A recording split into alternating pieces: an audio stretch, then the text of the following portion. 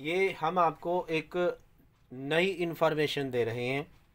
मे भी कोई जानता भी हो, लेकिन एक अंदाज़े के मुताबिक बहुत कम लोगों को इसका इल्म है कि आप ये 1 to 9 डिजिट्स इनको इस तरह सेट किया गया है कि आप जिस एंगल से भी इनको देखेंगे, चाहे आप हॉरिजेंटल देख लें, वर्टिकल देखें या डायगोनल देखें, आप इनको जिस तरफ से भी देखेंगे और प्लस करेंगे तो इज़ इक्वल टू 15 आएगा।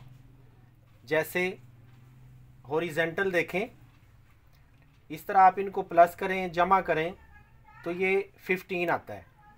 इसी तरह इन तीनों को देखें, ये 15 आएगा।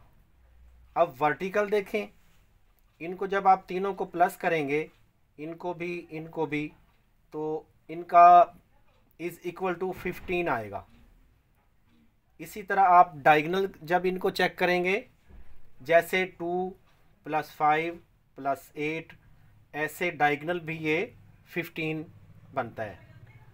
इस तरह आप चेक करेंगे, जैसे 6 + 5 + 4, तो ऐसे भी ये 15 बनता है।